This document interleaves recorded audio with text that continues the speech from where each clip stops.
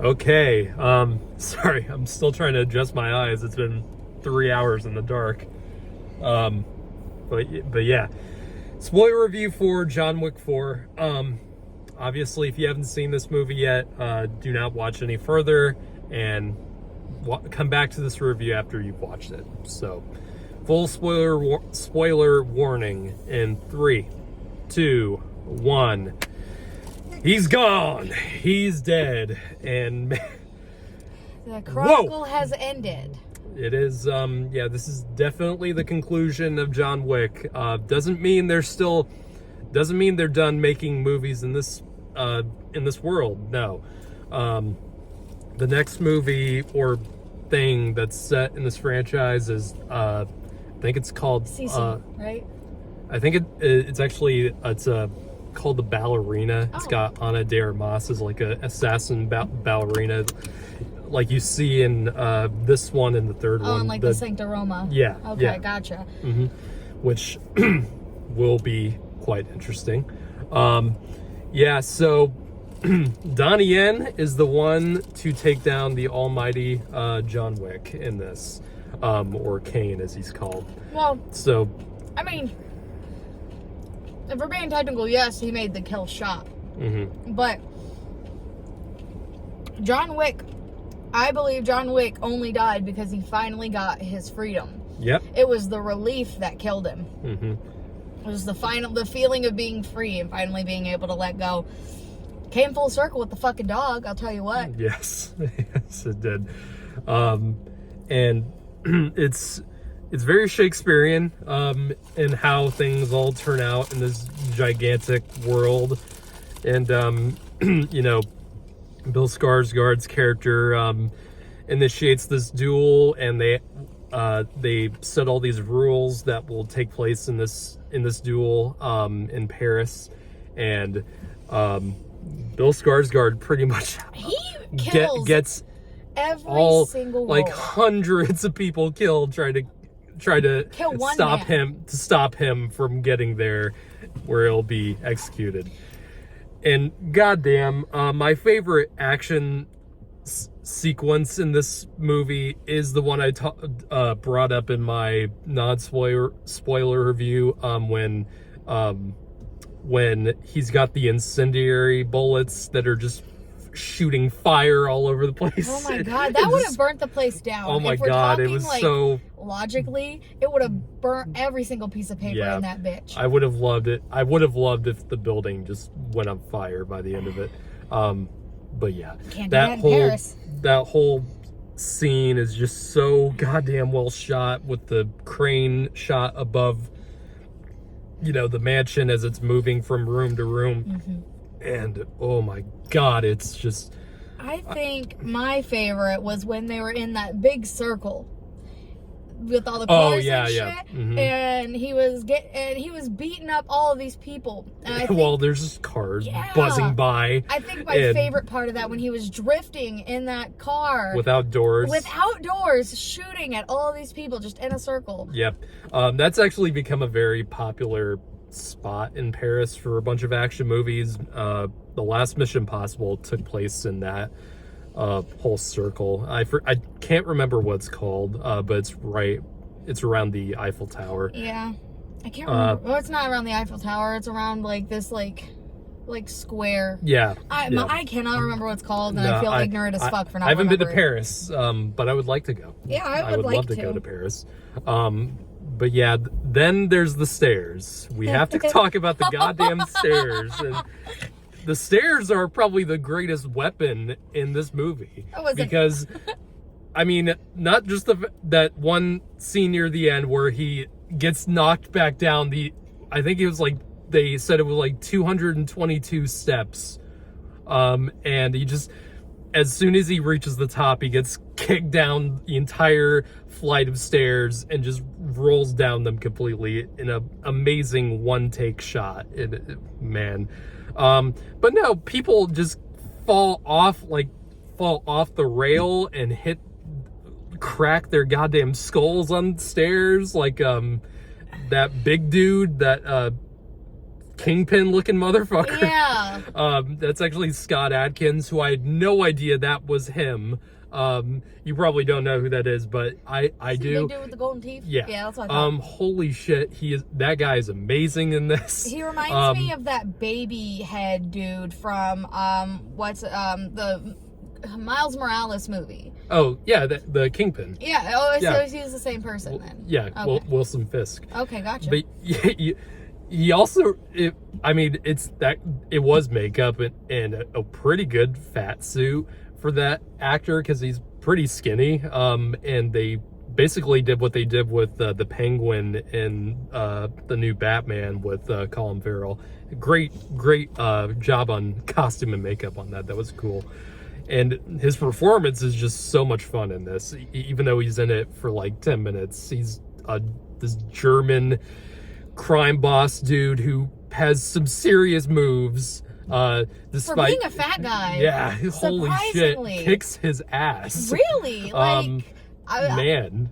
But I think if it would have gone down between an actual duel between Kane and John, I don't think that John would have survived.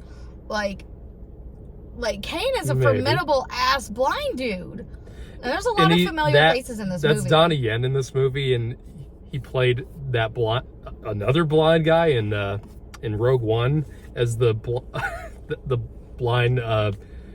Also, God damn it, my words are failing on me. I bet yeah, he's in Rogue One.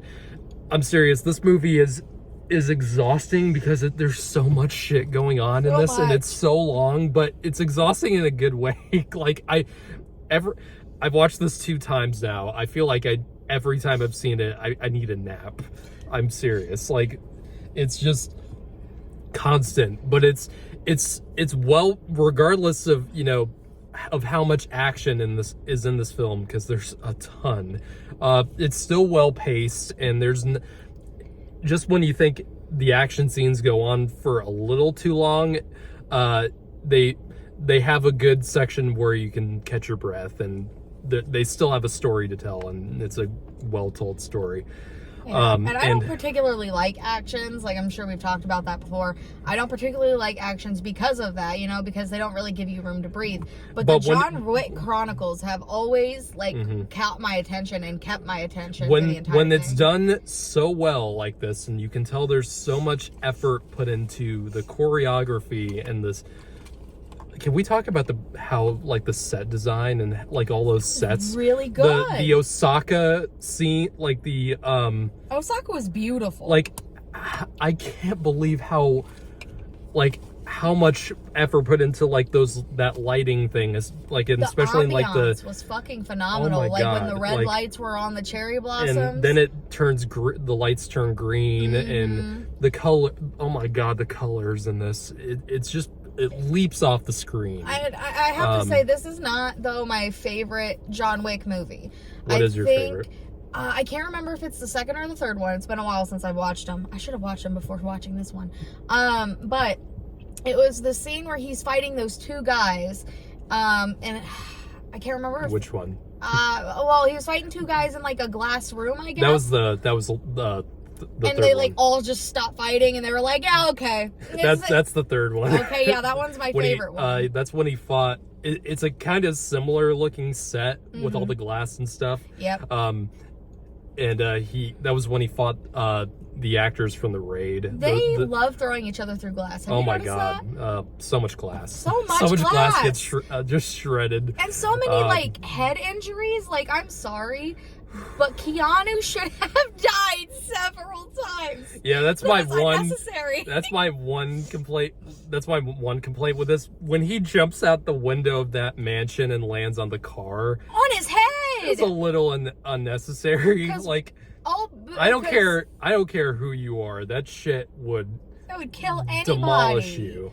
Like old fat boy when he hit his head directly on those concrete stairs.